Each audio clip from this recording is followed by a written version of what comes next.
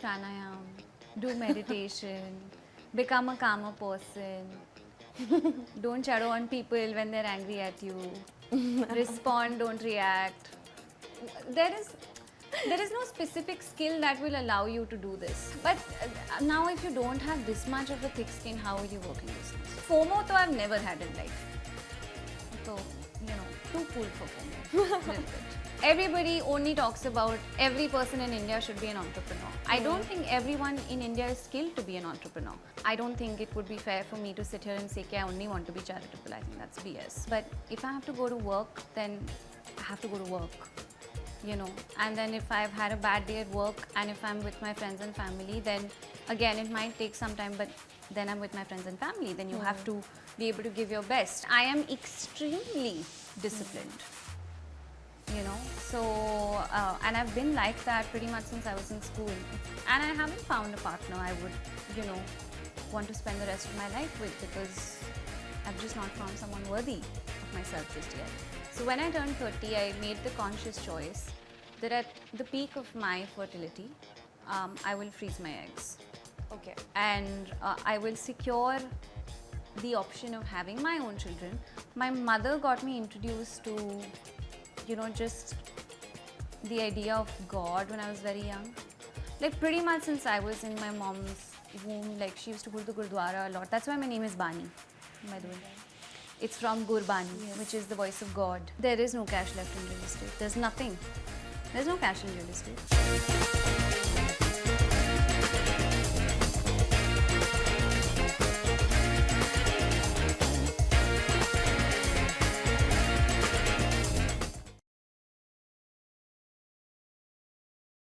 Thank you for coming. I'm too excited, to interview you, to talk to you. I have so many questions. Bani, how does it feel sitting on the other side of, podcasting? It's fun. When you don't have to prep and when you don't have to be worried about, what direction you want a certain conversation to go in, I think that's great, and thank you for having me. It's my pleasure. Okay, Bani, I'm going to jump right into it. Why podcasts? I wish I had lengthy, profound answers for questions like these, but the answer is super simple. We wanted to monetize YouTube. So at All About Eve, we pretty much, managed to figure out static content. We were doing really well on Instagram, Facebook, even on Pinterest, on our website, the time that's spent on the website by an average reader. All of that was, something we had managed to accomplish, and the only thing we hadn't done was video. And we were like, okay, we need another avenue which we can monetize. And then we were like, okay, what are we going to do then? And we were like, okay, let's have interesting conversations. And then it just became, who's going to have those interesting conversations? So as the founder, then it was just like a lot of the relationships were mine. So it made sense if I did it. As conscious and unwilling as I was at the start. It's been a fun experience though. I think I've gotten to meet so many people that I ordinarily would not have. Like my world is very sort of simple in terms of the people that I interact with. They're just stakeholders like, customers, bankers, brokers, investors. It's a very sort of technical universe. And this we'll is very come different. to that. We'll come to that. We'll come to your background and but I have, and I'm very curious to know the conversations that you have on podcasts with your relationships. Are they any different? Do you always get do you sometimes or always get surprised that wow, I didn't know this fact about this person, although I know this person for so many years, but I think it's less fact, because facts you can get on the internet, right? Like if you're interviewing people who are relevant enough, and I would say we've interviewed only people who are relevant enough. Facts you're okay to find on the internet. I think it's more the stories than the stats. It's the stories, it's the experiences, it's their viewpoint on things that's very interesting. So I think with every conversation, I've taken something. It's felt like I've done some crash course, because I think interacting with people is also so comforting, but at the same time so enlightening. So I think that's been the most fascinating part of this journey. Though I have to say that I only shoot 2 days a month. Oh wow. And I do 2 shoots a day, and that's how we get content for a month, and that's why it's called After Hours, because I don't have time through the course of the week. I have a full-time job, which is extremely demanding. Yes. And you know, that's why, so we were like After Hours, because I don't have time and because the people we call also probably are strapped on time. So sometimes it means that the quality of guests that we want, we can't get because their timelines don't align, let's say, with when I'm free, when production is free, etc. So we've had great people who would have loved to be on the show, and we've not managed to get them just because everyone's schedules are busy and tight. But yeah, so just all it needs from me is 2 days a month, and it's 2 fun days at the weekends. I'm okay doing it. This is very interesting. So I think it's time for us to talk about what does Bani really do. So when I go to your Instagram, I see that you're the founder of, like, you're managing 3 businesses. So I want to know a little about the real estate side of Bani. Yeah. How and when did it start? Because I know now that you're more passionate probably when you talk about that. Yeah. Well, real estate has been a part of my life for as long as I remember, because my dad is a first generation real estate developer. And he's a completely self-made man. He's now 25 years of doing ATS, right? He's been a developer for much longer in the sense of, you know, smaller contractual, you know, jobs before. But I remember... How did you choose, being a girl, how did you choose real estate in India, because especially in the north? And I'm quite sad to ask this question, but unfortunately I am curious. Yeah, I mean, I completely understand why you would ask that question, because there are very, very few women in this space. Yes. But unfortunately, I don't see myself as a woman. I see myself as an achiever. Okay. So for me, I am industry agnostic. I don't care. Is it harder? 100%. And media is a far easier place to be a woman in. Really? Really. Compared to real estate, 100%. In fact, media is a business compared to real estate. It feels like I can do this in my sleep. Real estate is really hard. You know, it's extremely complicated because it's very capital intensive. Yes. The person who's investing in you, you know, is not just concerned in buying something that you've saved up for, which is a roof over your head. It's sentimental. Yes. You know, so then to ensure that despite the hardships that as developers, you know, everyone, not just us, everybody faces in terms of, okay, today, you know, the government decides a certain kind of policy, you know, that changes the way I imagined my project to be in a certain way. And, or there is a recession, or there is an NBFC crisis, or there's COVID. Or there's COVID and you can't construct, or you know, there's pollution and then 1 month, 2 months you can't construct because there's an NGT ban, etc. Right? So it's a very sort of difficult space to be in, because every stakeholder has invested a lot of capital, including your customer, including your, you know, lender, including yourself. Right? So Stakes are high. The stakes are very, very high. It's too high, you know, mind-boggling high. Compared to that, I feel like, you know, All About Eve has been just joy. Where is the stress in that? It's too easy. But I think it's also because it comes from a place of like relativity. Maybe this is hard for some people. It's just that I've seen something so much harder that this feels like a breeze. But that might not be true for someone who are only doing this, let's say professionally.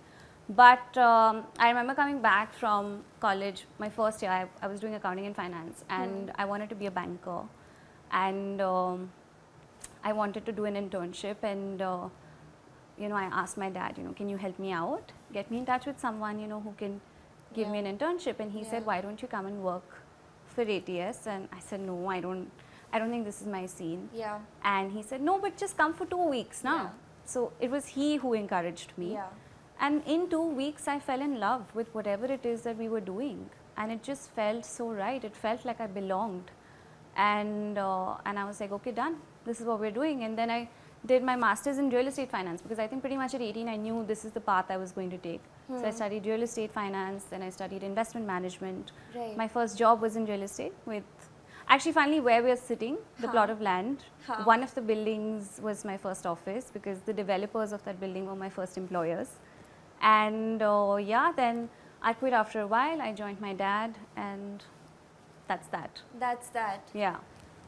That's very interesting. I want to know, what did you, in the first 2 weeks that you joined your dad, what is it, I mean, my family, my dad comes from a finance, like a fintech sort of space, biometric, security, and I had also interned with my father initially. Yeah.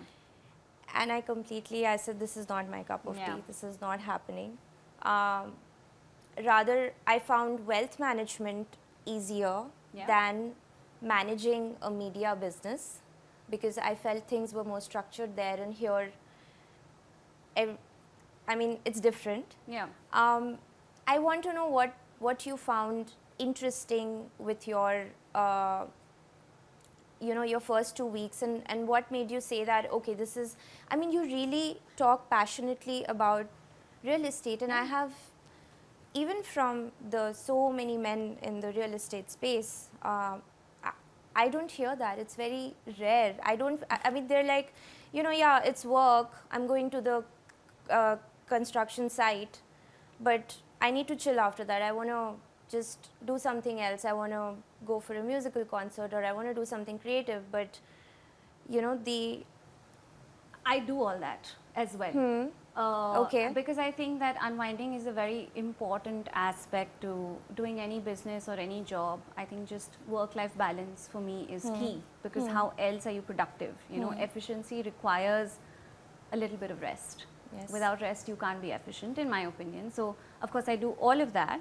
I think innately, I just got lucky. I ended up where possibly I was fated to be. It's just as simple as that. Like, it's like people say, oh, I saw this person and I felt like it was love at first sight. That was business for me. It felt like love at first sight. It felt right, and of course, real estate is not the only thing that interests me. I think entrepreneurship in general interests me. I like building things from scratch. For me, the joy is building a business, and I am industry agnostic. Like, it just doesn't matter to me. I could do anything tomorrow. Anything that I think catches my fancy and I think there's opportunity, I'll do it. So this is for all the entrepreneurs or aspiring entrepreneurs. So are you saying that you believe that you don't need that specific skill or that special degree to start a business in a certain area or space? It helps. It will make it quicker, 100%. I understand real estate far better than I understand the space of media, I have to be honest. Yes. Which is why I think whatever I do, I will 100 times be quicker and more efficient doing what I've studied doing, what I've experienced doing, etc. Yes. But at the same time, I might take longer to establish myself in another space that I'm maybe not as well acquainted with. But I don't think you can't do it. I think you can do anything. It's not that hard. I think you need to have basic common sense. I think you need to have grit. And then you also have to have luck. And I think I just got lucky. Because common sense and grit I have, but so many other people also have. Yes. So I think that the reason you've called me here is because maybe those people who have grit and intellect just didn't have luck, and I had all three. Very interesting. So I think you can do whatever you want. You really need to want it hard. And if you want something hard, why will it not come? Just if you persevere enough, and as I said, the stars have to be aligned. Because there are people who are more talented than I am and who've not made it, or who've not, let's say, managed to get desired outcomes from their endeavors. So you're saying that one can do anything, like if the person has entrepreneurial instincts. So Bani, according to you, what are the few things that someone like an entrepreneur should have? I told you, basic common sense. You need to only know basic math. Honestly, it's funny, when we were in business school, our teachers used to tell us, our professors, that bankers have a chip on their shoulder because they'll make really basic things sound very complicated. Yeah. And that can be intimidating. But you don't need to know any of that. You need to know basic math. Yes. You need to know and understand, is this profitable? You need to know and understand that whatever you're doing has to serve somebody's interest, you know. So is there a need for your business? Or even if it's not need driven, I think it could be purely desire driven also. Like, do people desire it? Right. Right? Yeah. Because necessities are still fewer.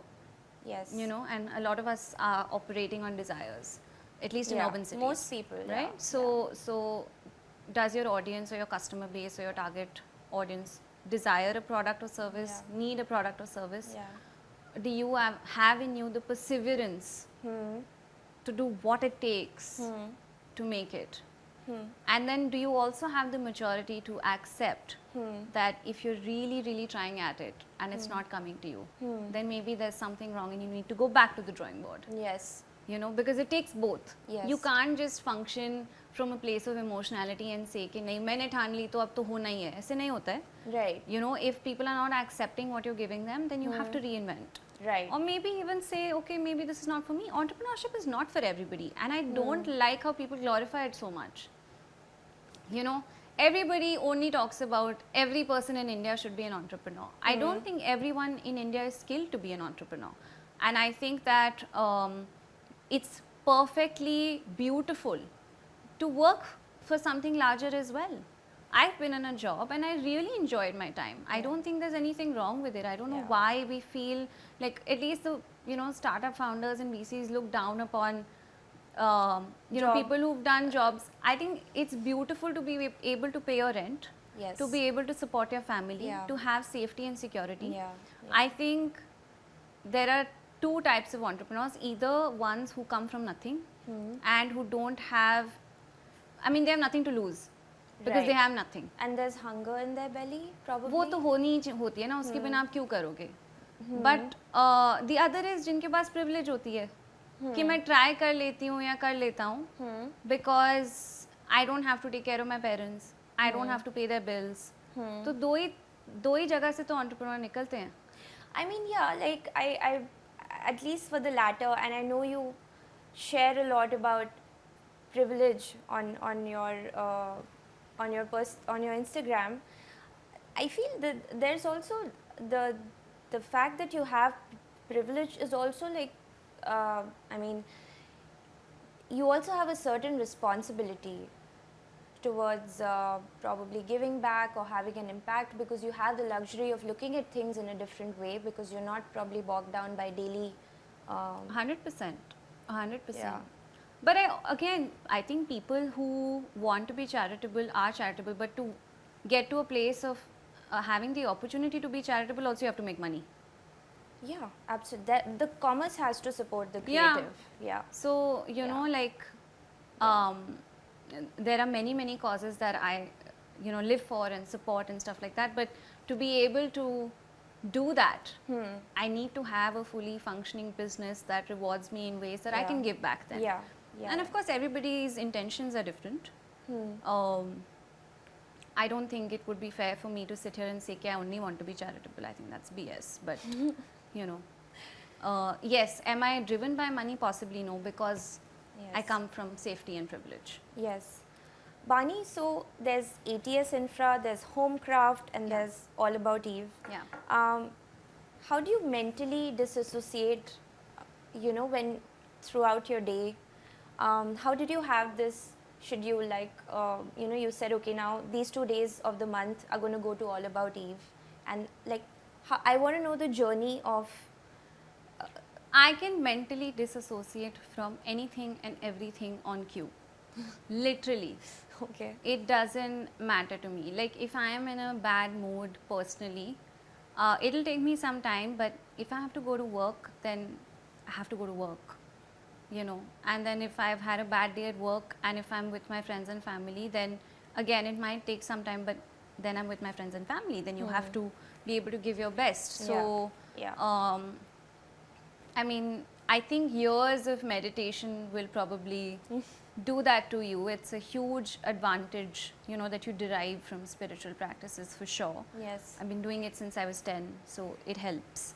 But I think if you want to have it all, firstly, there is no having it all. You can have it all, you probably just won't have it all at the same time, but at least you desire to have it all, let's say. Then efficiency is key. You cannot accomplish anything great without efficiency. Okay. Right? How? So sleep on time, wake up early. Yeah. Put in the hours, meditate, read a book. Yeah. Have a peaceful cup of tea, coffee, whatever you want to have, or juice. Do the things that you enjoy as well, and when you go to work, I usually have a task list the day before that, this is all the stuff that I need to get done. Okay. And I've been this person since I was in school pretty much. So my weekdays, weekends are planned pretty much by the hour, and efficiency is the only way to operate. It reminds me of something that I was listening to yesterday, said by Venus Williams. She said that discipline is freedom. Yeah, I agree. Yeah. And I am extremely disciplined. So, and I've been like that pretty much since I was in school. It's the one thing that I like about myself. I love how disciplined I am. I love how if I put my mind to something, then I know it'll be done. There's no going back. Yeah. So, Bani, now tell me that you started working, like you handle, I guess, so many things at ATS and Homecraft. And then I also read that All About Eve had broken even in the first month. Yeah. And you already had some over 20 clients before you even launched the website. Yeah. I want you to share a little about, just for any entrepreneur or aspiring entrepreneur watching this, I feel a lot of creative people miss out on, the commerce side of things. I want to give the most honest answer possible. I think that it's much easier when you come from privilege. I had a lot of these relationships. When I want to meet people, it's not like they'll say no, right? And that's an advantage that a self-made first-gen person might not have. Right. You have to hustle much harder. And I think I did have it significantly easier in that sense that I do have doors that open far more easily than they would for anybody else. And I think the second thing is that a skill I would encourage everyone to have, and this is something my dad told me, that you have to, of course, have some vision as an entrepreneur, but the other thing you really need to have is the ability to sell. Okay. If you cannot sell ice to an Eskimo, you will fail as an entrepreneur. And I think over the years, I have developed that skill. I can sell really well. I can sell you, how they say in Wolf of Wall Street, sell me this pen. Yeah. I will sell you the pen, the diary, the table, the wood, the tree that it was made from, like that. So I think that the two factors that contributed to that were that it was easier, one, and two, I think I'm good at selling. Yeah, I won't agree with easier. I think maybe you could focus more on the right things, probably. No, it's easier for me. Why soften this thing? It's much easier when everybody looks at you as someone, and they think, can I gain from this person? Okay. Right? Yes. When you go to meet somebody, yes, or anybody goes to meet yes, anyone, at the end of the day, work is transactional. Yes, of course. We are driven by, does this bring or add some value to me, unless it's a personal relationship, in which case it's not. Yeah. So, I mean, if it's transactional, then they also need to be able to see that, oh, tomorrow this person could be useful to me. Yeah, yeah. Which is much easier when you come from privilege. But what about building a meaningful relationship with the person? I mean, see, I feel that when there is a transaction involved and two people have to work, there are a lot of other things also at play, like ideologies, values, probably. But you're talking about getting clients. उसमें क्या है? उसमें थोड़ी synergy चाहिए इतनी. अब, for example, you're getting a co-founder. उसमें आपकी value system, ethics, ये सब बहुत important है. आप client को onboard करने के लिए उनको तो काम चाहिए ना. उसमें वो ये थोड़ी देखेंगे कि आपने इतने पैसे लिए, चाहे आप काम उनका 1 दिन में करके दो या 10 दिन में करके दो, उन्होंने आपको पैसा दिया, they want a result out of it. वहाँ पे रिलेशनशिप्स नहीं बिल्ड करते आप. रिलेशनशिप्स बिल्ड होती हैं with essential stakeholders. You know, long-term relationships then are useful with important and significant stakeholders. I have an investor who wants to invest in my business. Now, ethically, morally, we need to be aligned. Yes. That is a relationship I would want to cultivate. Right? There's no emotionality in a short-term transactional service provider and, you know, client equation. But there is emotionality in someone you worked with for 20 years. Right. With someone you possibly want to work with for 20 years. Or with someone who you just find generally very affable. And you like them and you're like, oh, I would love to be friends with you. Yes. Then whether or not you work together, it's irrelevant. It doesn't matter. Irrelevant. Right. I don't want to share the number, but we're women who are above 30. I'm 32, I'll say it proudly. I'm turning 32 this year. Okay. I'm not ashamed of admitting it. Okay. Not many people get to live as long. So that's true. It's 32 years of, you know, feeling fabulous. So why would I hide that? Yeah, 32 it is. Say it, yeah. So I think there's a lot of, you know, like even Indira Nui has said that your the age at which you are probably you can maximize work, productivity at work, and the age at which you can have children. They work in opposite directions. Yes, and it is true. In our 30s, we have the benefit of a young age and the experience. Like we're probably not as reckless as we were in our 20s. But yes, this is the age where probably there's a nurturing feeling, there's a feeling of wanting to procreate. How I want to hear your opinion on this. Look, the biological clock ticking is a very real phenomena. Okay, it's true. You can't fight it. Our bodies are structured a certain kind of way.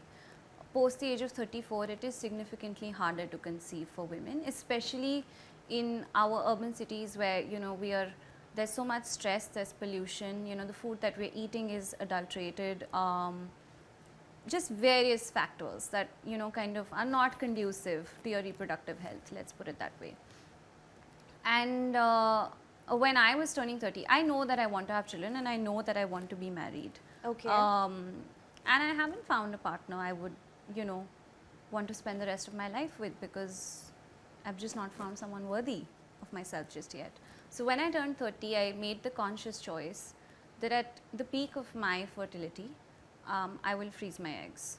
Okay. And I will secure the option of having my own children. So all of these things being consciously fairly aware of, I would still say that, you know, it was something that I felt was right for me to do. And if anybody who thinks like me, who feel like they would like to have the insurance of someday having their own children, and, you know, some women are in their 30s and they don't have a partner, they should consider it as an option. It's an expensive process, so again, this is not for everybody. And expensive and painful, I'm assuming?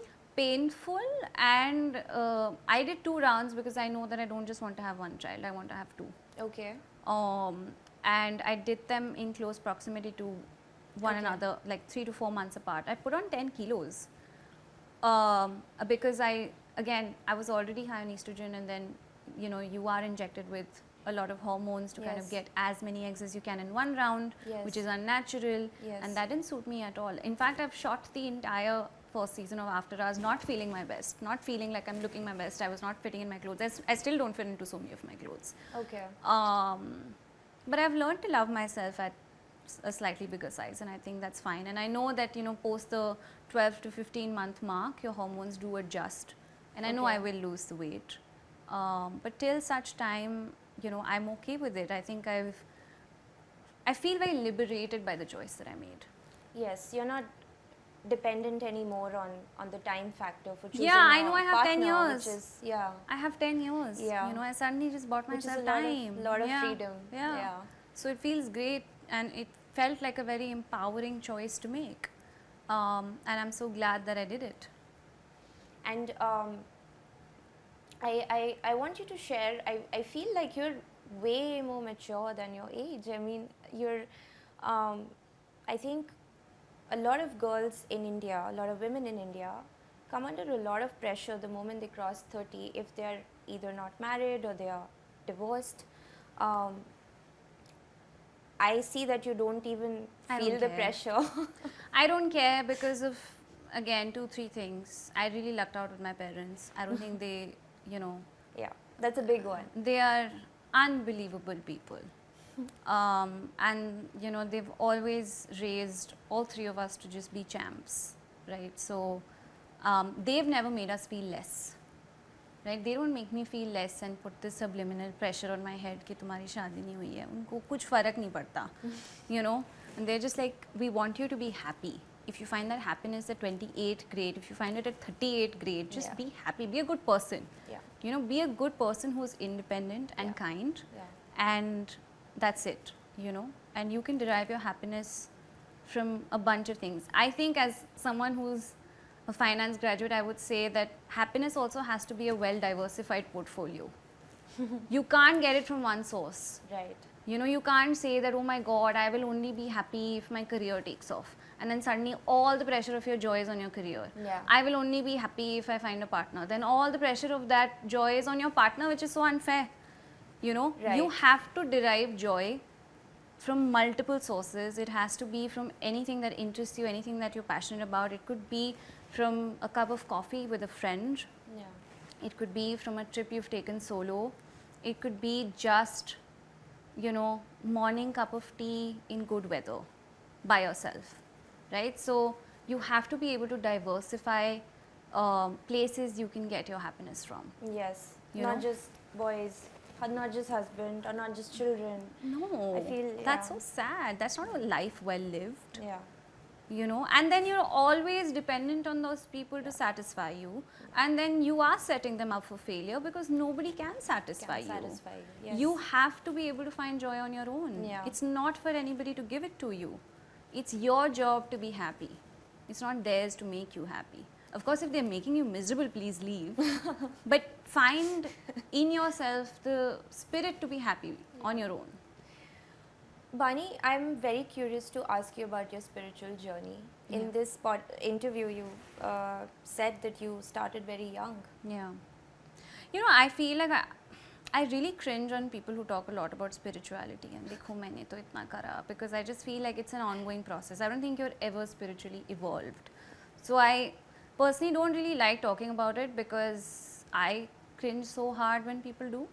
But I think that my mother got me introduced to, just the idea of God when I was very young.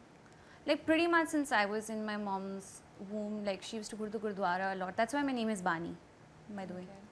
It's from Gurbani, which is the voice of God. Yes. And then she used to take me to like satsang, where I grew up listening to bhajans, singing bhajans. I think that was a very lovely way of, introducing myself to something that I believed was greater than me. So I have implicit faith in God, in the universe, and in myself. And I feel like that's the only thing that I never want to lose. And and that practice has evolved over time in 100 different ways. And it really does keep me grounded. That's lovely. It's beautiful. Bani, I also want to ask about, you've been doing your season 1 podcast now, and we've been watching it every Thursday. Thank you. Which one is your favorite podcast? It's changed so much because as we keep shooting, then I'm like, oh, I think this is my favorite interaction. And then something new comes along and I'm like, oh, now this is my new favorite interaction. I think I've really enjoyed a few episodes. I think those are also episodes people have enjoyed the most. So I guess there's resonance there. I definitely really enjoyed the episode we shot with Smriti ma'am. I think that was fab. Yeah. I watched that twice. She has done episodes with other people as well. Yeah. I want to say that arrogantly so, I think mine was better. Yes, absolutely. It was a lot more fun and just authentic and real and whatever. And I think she was sheer brilliance. Yeah. I think I really enjoyed my episode with Kiran Bedi ma'am also. She was just fire. Yeah. Like 35 minutes, cut. She was just like, you know, something else. But I think conversationally, I loved my episode with Richa Anirudhji. Okay. I think she's so warm and so lovely, and I adore her, and she's brilliant. So I think with her, like 2 hours went by, we didn't even know, you know, what was going on. By the end, she and our director were singing a song. We have that in BTS. It was so cute. And I remember when she came in, you know, they were putting the mics and they were like, हाँ थोड़ा सा movement होगा. And she was just like, she was fixing her makeup. She's like, नहीं मैं बहुत movement करती हूँ, मेरा थोड़ा दूर रखो, you know. So just cute stuff like that. Yeah. So I think, yeah, some of the really fun experiences. Fun and enlightening, actually. And there are a few more, but we've not released them, so I won't talk about them yet. Of course. Yeah. So, enlightening how? Like, what is the... Oh, sorry, I forgot to say Sister Shivani. How can I forget Sister Shivani? Like, that was... I mean, every time I hear it, I learn something new. Like, those 1.5 hours, I was just, like, shook. It was just I think she spoke too some enlightening. Amazing things about love and relationships also. Yeah, everything she said. Like, that was the one time, you know, I'm not intimidated by anybody, so it doesn't matter who is sitting across me. And it's not like I was intimidated by her. I just felt like she's something else, you know, and I felt like a lesser mortal. And that is the vibe that I had that day, but it was amazing. How do you manage that with your social life? I don't have too much of a social life, if I'm perfectly honest. I mean, Monday to Friday, so I don't even meet a soul. Because I've chosen to dedicate that time to work. And weekends, then my weekends are very well planned. I'll meet 5 people in the same day, if I have to. But otherwise, no, I'm not like a...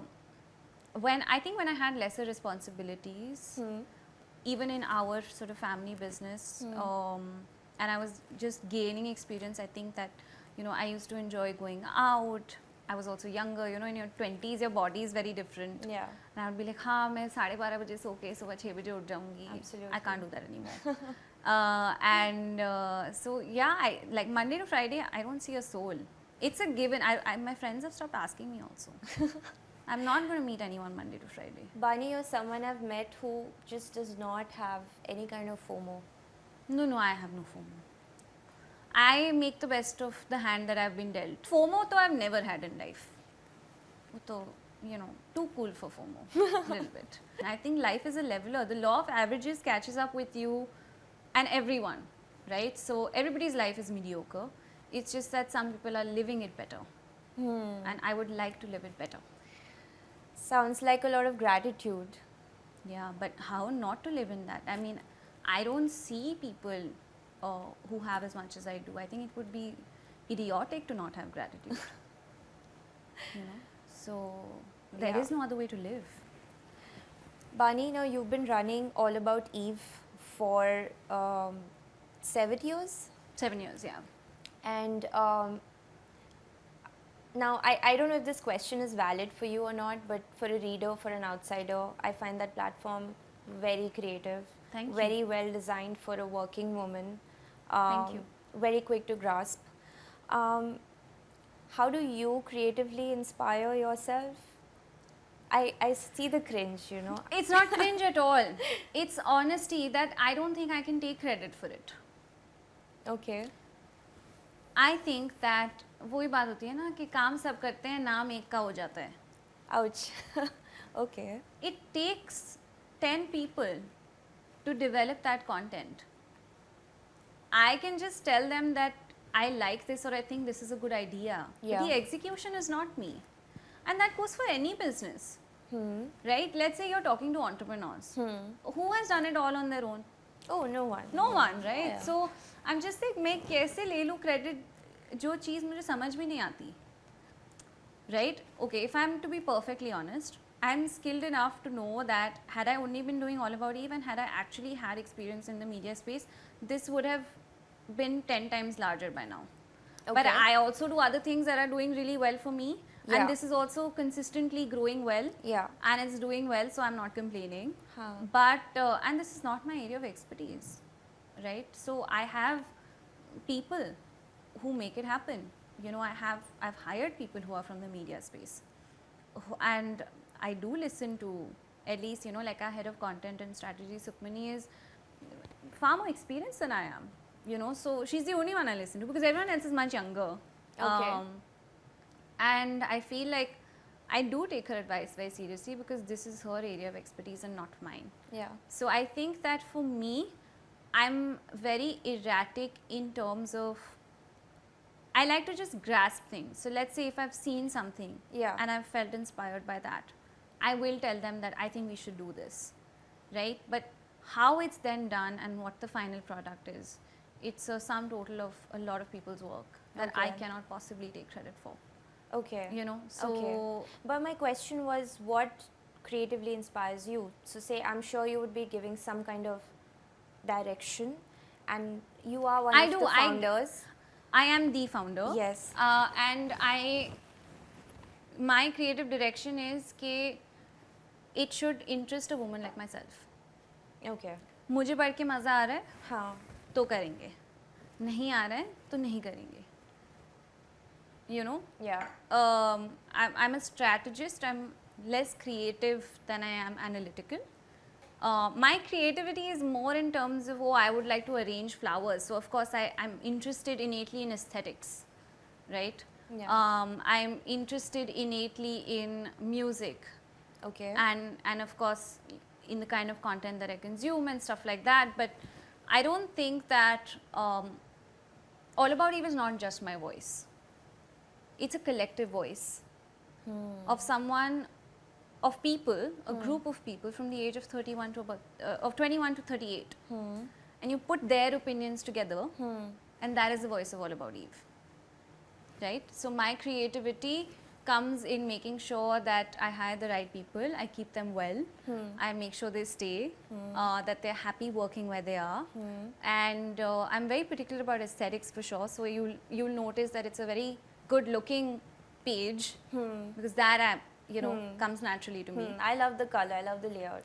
The color, the layout, the fonts, everything, like those are things we do, like, you know, I do pay a lot of heed to. So when we're sitting on a weekly calendar, I'll be like, हाँ मुझे नहीं अच्छा लग रहा. But it's more corrective than, oh मेरी कितनी vision है ये करने को. My vision is numbers. You know. Bani, I can't get over the fact that such a creative platform is being headed by somebody who's so analytical and so, I mean, you're so strong with your finances, and I would really like that you see a lot of people get into the creative media publishing field because they are, they have the creative side. And I've seen and heard of very few people from, you know, who enjoy finance get into the space. Also, then can you tell me, why did you choose media? Again, I have no profound answer for this. I am a very instinctive entrepreneur.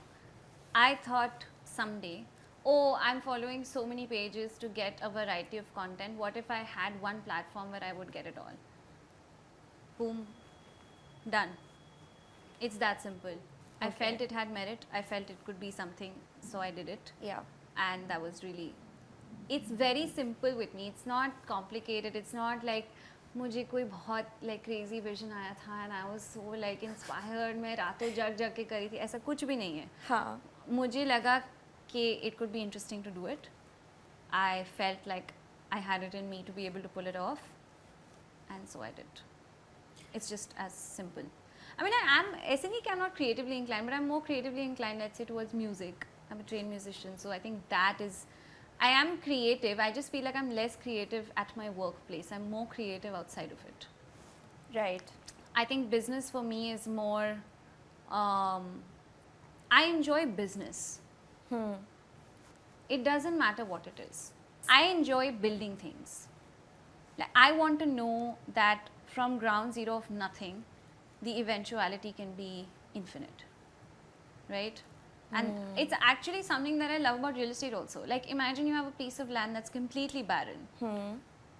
And then 6 to 7 years later, you could literally have thousands of people living there, taking walks, you know, with children, you know, swimming in the pool. Yeah. How beautiful is that? Look at where you started and look at how far you've come. Yeah. So for me, I enjoy the process of business and entrepreneurship. It could be literally anything. It doesn't matter to me. So now, when you start a business, you're saying you can do anything. Yeah, my moral compass and ethics will not allow me to do some things. I feel like anything that could be abused by children, I will never ever get into.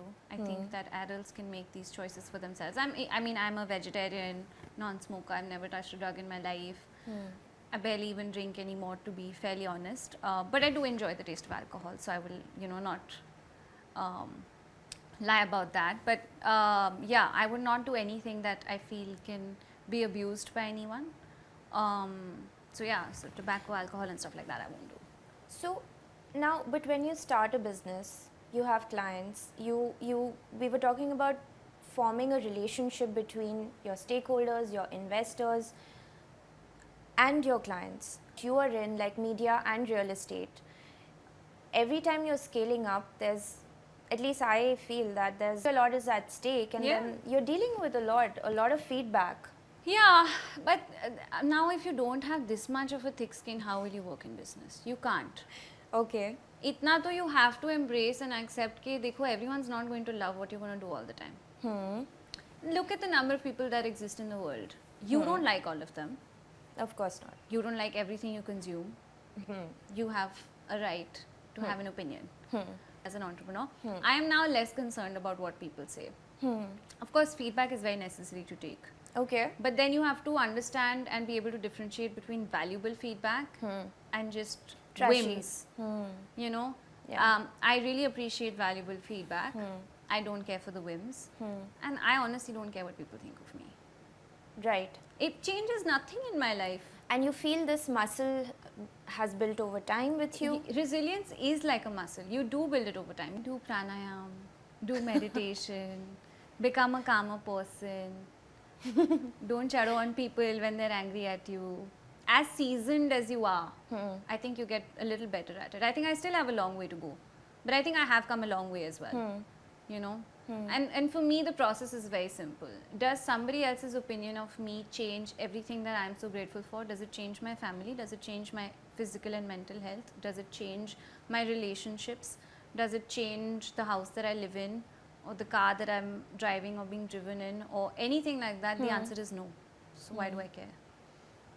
Priorities are sorted. I don't like so many people. So they are also allowed not to like me, right? Yes, but I'm actually talking from the perspective of business. Similarly, in business also, people are allowed to not like what I'm making. Right. And that's fine. So I'll take the good feedback, the valuable feedback, the feedback that allows me to be better. I'm always up for that. Right. And then the noise can just stay as noise. I don't care. Respond, don't react. There is no specific skill that will allow you to do this. Okay. And you can't be emotional in business. Okay. I mean, be emotional. If you want to be emotional towards the people who work for you. If they're having a bad day, ask them how they're feeling. From time to time, ask your team how they're feeling. Yeah. Check in on people. Yeah. You know, make better work policies. But you can't be like, oh my God, everything cannot be a personal offense. Then you're just a victim. I'm not a victim. You know. So nothing that anyone says to me professionally is personal. Right. Bani, what kind of, I mean, you're one of the very few women in the real estate sector. Very, very few. Yeah. I think I can count them on my fingers in one hand. Yeah. So, unfortunately. Yeah. I can understand how you probably deal with random trashy feedback, but I do want to know the kind of, I don't know, the kind of responses that you get, things that surprise you, because you are in a space where there are lesser women. I'm sure you see a lot of things. The space is sexist. It rewards men far more than it rewards women. But that is a function of the fact that fewer women exist. I think the more women there will be in this space, the space and the industry will get used to it and start rewarding them equally as well as it does in possibly other places, right? So I am here because I was never raised to feel differently from my brother. And I have an incredibly progressive father. And that's that. And it would take fathers like mine to encourage their daughters to be in unconventional places. Yeah. You know, so I hope that there are more people who do that. I hope that as there are more recognizable faces, you know, girls themselves feel encouraged to do things they've not done before. Or venture into, you know, industries they wouldn't have thought of. I think it's really important. I see very little number of women who have a kind of ability to dare to think unconventionally. And yeah, but you know, I feel like little bit you have to think of it yourself also. Okay. I think someone who really wants to fly will fly, even if there's resistance. How badly do you want what you want? Right? And how far are you willing to go? If you really, really want to do something, then you will find a way to do it. It just won't be easy. And it might take you years.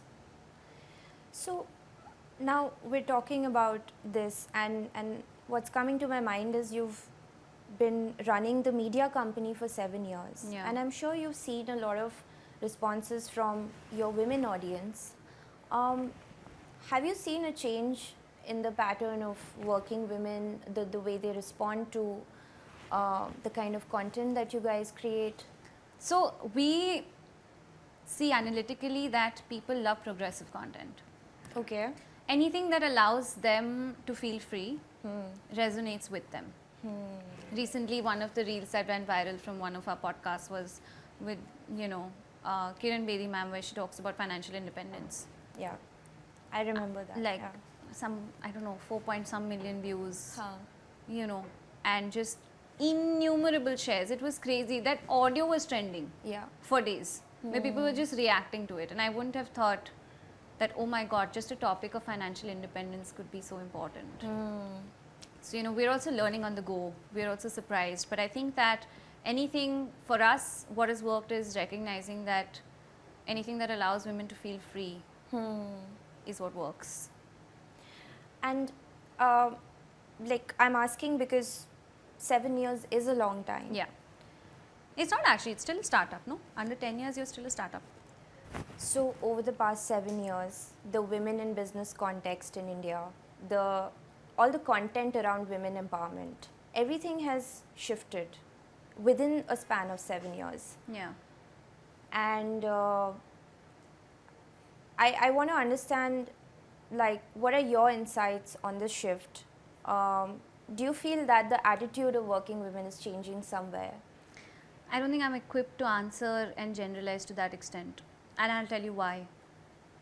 We have very limited information, and when we talk about women and we talk about content and all, that's all very urban city. Right. That's not representation of India. India is very different. You know, this is 10% of India. So I don't even know how the woman in Madhya Pradesh in a small village is feeling. Yes. So I don't think I'm equipped to answer this question.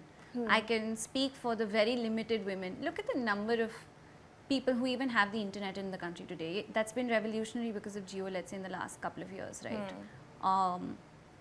But not everybody has a mobile phone. Not everybody has the internet. And then those people who have the internet, we're talking about content which is English. How many consumers of English content do you actually have? So we've started doing content in Hindi. Yes. Because that's the only way to reach the masses. So when my content in Hindi does well, and I actually have data, I will tell you how much it has evolved. But till such time, I don't think it would be fair for me to opine. I think also I heard in one of the podcasts that most of the mobile phone users are men. It could be. So even reaching out to like a woman reader or a woman listener becomes a bit challenging because the breadwinner is the male member. Possibly, I wouldn't be surprised.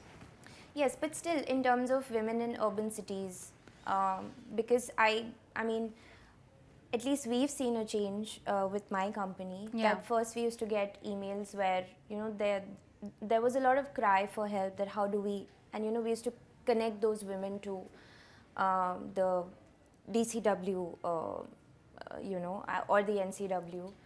That's amazing. Actually, that's never happened with us. I think we're more a lifestyle content platform. I mean, I've wanted to build a lifestyle content platform, but for some reason, that impression came that, hey, if I need help, let me reach out to Feministaa. Yeah, which is great, it's wonderful. I don't think that's happened with us. I think we've helped a lot of people through COVID. We raised money through COVID. We did a lot of that. But I don't think people reach out to us when they have, you know, issues like that. So we initially used to get a lot of emails with that. Yeah. And I feel now we also get emails saying, hey, you know, I feel if I want to work, if I want to convince my parents that I want to work late. I mean, there's a, at least as a founder. I get these messages personally. I don't get them on All About Eve. Okay. Like I got a message from a girl who said that, you know, I've been in this marriage that I'm greatly, deeply unhappy in, and, you know, what should I do? Now the thing is, it's not my place to tell you what you should do, but of course, if, you know, you are that unhappy, I just said, you know, get out then. You know, build a life for yourself. Yeah. If you're that miserable. Yeah. You know, and she's like, they're not supporting my career. And I said, you know, you have to be happy. You can't be in something you're miserable in.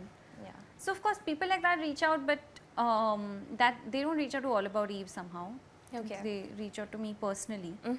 In which case, in my best, I feel, to my best ability, I respond. I don't know how fruitful that is or useful that is, but I feel a lot of women founders, especially Indian women founders, become very aspirational for a lot of other women. I'm sure.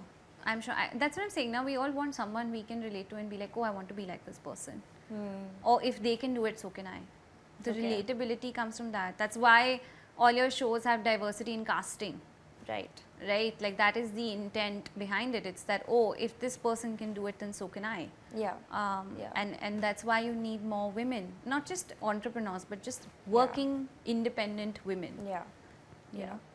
But my question was only around, like, I wanted to ask you as a founder of a women-centric media company, like, do you feel there is some kind of positive shift? Because at least I did see that at a very, very small scale, but I think people share a lot more. They engage a lot more. Okay. There's more vulnerability. Yeah.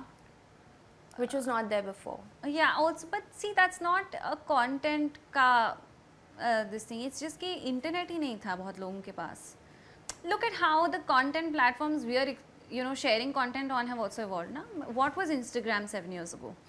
What is Instagram today? There was no short video format. There were no YouTube shorts. Like, so that's what I'm saying. I don't want to give an ill-informed opinion. I just don't know if this is a function of the fact that, you know, platforms allow you to share a lot more, or is it that you feel less vulnerable, you feel more comfortable to be more vulnerable on platforms anymore? Or that more number of people have started sharing more intimate stories online, like they've. हाँ, but अब सबको star भी तो बनना है ना. The internet allows everyone to want to become a star. So now, that's also one platform. We didn't even think influencers could be like a business opportunity. Till a few years back. Yeah. So, you know.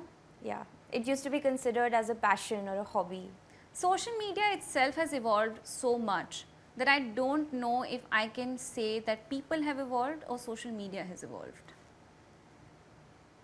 I'm sure it's both. I'm sure that as we consume more content that is inspiring, that, you know, tells us that, oh, this person in Indore sitting in a small, you know, smaller city could accomplish this, as can I. Again, it's that relatability, right? It's feeling inspired by people around you, and the fact that now everybody has a digital identity allows you to know about what someone very far away from you is doing. Yeah. So, I mean, I'm sure it's a function of both. The fact that you're allowed to share more, and then it's also that as people are sharing, they are motivated to share more and feel inspired by one another. I would hope that's the case. But Bani, I'm very curious. Like, then when you started All About Eve, then why just a women platform? Like, it was, you could have made it into a general publication as well. You could have made it I'm in such a masculine space in real estate that it felt refreshing to be in a feminine space in media. But that again, I could have a general publication tomorrow. Who is to say?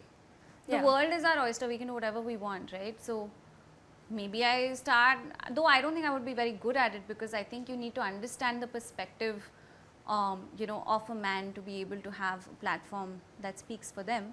I think as a woman, I lack that. I think possibly a man would be better equipped to do it. But who is to say I can't invest in it? You can do whatever you want. There's no...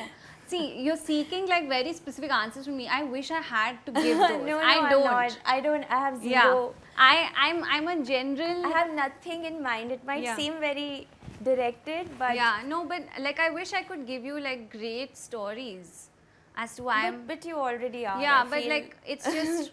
it felt instinctively right. I'm an instinctive entrepreneur. You know, I feel like there's a lot to learn from you. So hence, I'm trying to.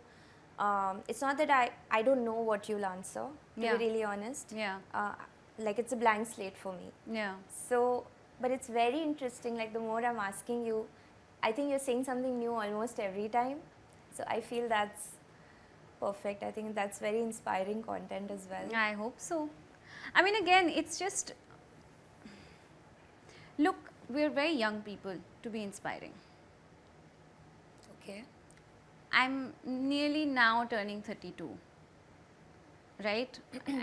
How much of a life have I lived to be able to say, "Arey, be like me"? I think it exactly works that way, that you are inspiring, that at 32 you're running 3 things in 2 different industries. Yeah. But 2 of those 3 are inheritance, no? I've built only 1. But I have taken forward the others, yes. You've taken forward, and you're very much involved, and you're very... Of course. Yeah, and you've been doing it since a long time. Yeah, so nearly a decade. I would have been in real estate for a decade next year. Yeah, as soon as I finished my education, I've been working in real estate now. In April of next year, it'll be 10 years. Wow. Yeah. So it's been a while. Commendable. It's been a minute. Yeah, it's been fun. I hope some women watch this and feel inspired and they join the real estate sector. Yeah, I hope anyone who really wants to do something does it. If you want to be in real estate, I hope you see a face and feel, oh, I can do it too. Yeah. If you want to do anything else, I hope in general you feel that you can. You know, I don't think anyone needs to do anything they don't want to do. Like just because there are few women in real estate, तो ऐसे नहीं है कि whoever's from a real estate family उनको उठा के वहाँ पर डाल दो. उनको अगर interest ही नहीं है तो वो क्यों करेंगी? Yeah. A lot of women are not innately interested in it as well, which is understandable. Yeah. But I feel like everyone should do what they're interested in and be financially independent. I think that should be the goal. So if it happens to be real estate, fantastic. Fight for it. Yeah. If it happens to be, I don't know, anything else, just fight for that. Yeah. I just want to add one more point to that. Yeah. I feel everyone should be free enough to find what they are interested in and then pursue their interests and then, you know. But that is also I feel it's a function of clarity, like the kind of clarity you have. I don't think I had that at 32 also. Yeah. And I wouldn't say it comes with privilege. I think it comes with a lot of, I mean, it's very individualistic. I think that you should learn to love what you're doing till you find whatever it is that you love to do. Maybe you take longer to find what it is that you love to do, but be able to pay your bills. You know? Yeah. Pretty much since you graduate college, you should be able to sustain yourself enough that, you know, in India we live with our parents for the most part, unless you're working in a different city. Yeah. So you don't have to pay rent, but a lot of the times maybe you have to pay rent. Right. You have to do it, you have to support your family. Yeah. You know? Yeah. In which case, it's okay if you've not found your calling. You know? Yeah. Find financial independence first. Right. Then find your calling.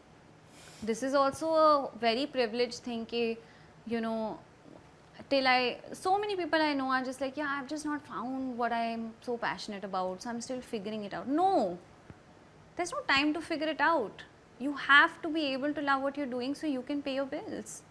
Have at least the self-confidence, build that, do your job, you know, sustain yourself, and along the way, hopefully you will find what it is that you love to do. But ghar pe mat baitho, that's, I don't encourage that at all. So, like, what do you like listening? Do you have some? I listen to very like diversified content. Okay. Like it could literally be on like business productivity one day. It could be on the politics and defense strategy the next day. It could be on healthy practices one day. It could be on the Kardashians one day. It really depends on my mood. But like I usually listen to something in the morning. Okay. If I'm not managed to read that morning, I listen to a podcast while I'm getting ready and stuff. And then I like to read in the evening before sleeping, like 15-20 minutes. Okay. And like, so what do you have a vision for the next, say, decade for All About Eve? Yeah, I do actually. I definitely want to intensify the nature of content that we do in the platforms, diversify further into the platforms where we do that content. I want to go big on Hindi because I think that reaches a larger audience. I'm tapping into a very small audience right now. I'm not particularly happy about that. I want to start a production house, so I want to definitely start producing long-form video content. It could be movies, it could be shows. I think that would be a good next step. I'm incredibly passionate about that. The commerce of it makes sense as well. And I definitely have big ideas for our 2 real estate companies as well. That I won't share. That's sensitive information. No, because we can't. I see. And I mean, I have no clue about. Yeah. So right now, I think I would refrain from saying what we want. But now that we're talking about the real estate, I want to know what is Homecraft and what is ATS Infra. I know. Yeah. From the outside. So they're both real estate development companies. One caters to the affordable housing sector.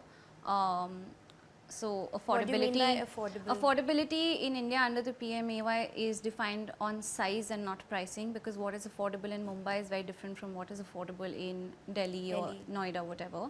So our smaller sized homes roughly are built under Homecraft. Okay. And our larger sized homes are built under ATS. That is what we do. And do you feel that, I mean, I'm just very curious because I have zero knowledge about the real estate industry. How does one, like, how do you scale in a business like that? How do you grow? Locationally, it's very, very different. How you scale in Mumbai. So Mumbai developers don't do volumes because there's a lot of very limited land. Yeah. Right. So there's a lot of redevelopment that happens where the margins are far higher. Okay. When you are scaling in the northern part of the country, you scale as per volume. How many more projects can you get? Okay. How many projects can you also physically deliver? Okay. And I feel like the more sort of micro markets you capture is how you scale in the North Indian real estate market. Context. And what would be a hot micro market as per you in the... Anything in and around Noida, Greater Noida, Ghaziabad, anything that comes even close to the vicinity of the Jewar Airport is hot. Yamuna Expressway, everything. Okay. Honestly, I don't think it's funny to say this, but real estate will never go out of business.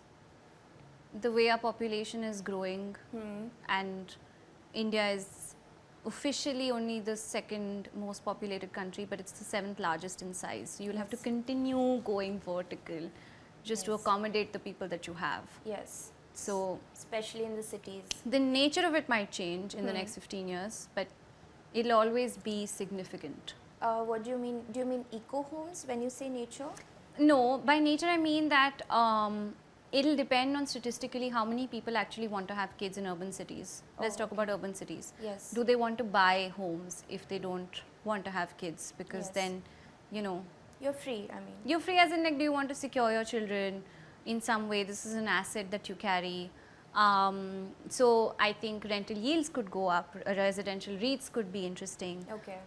You know, we already have the fraction ownership model that people are trying out. It's been in the US since the 60s. We are trying it now. What's a fraction ownership? Fraction ownership is that basically it could be a commercial, it could be a retail sort of space, and you know how you buy stocks, you don't really of a company. Here you like co-own spaces. Oh wow. So technically on paper you own a certain amount of space, but it's not all yours. Then this space could be sold to more people. That's dividing the risk probably?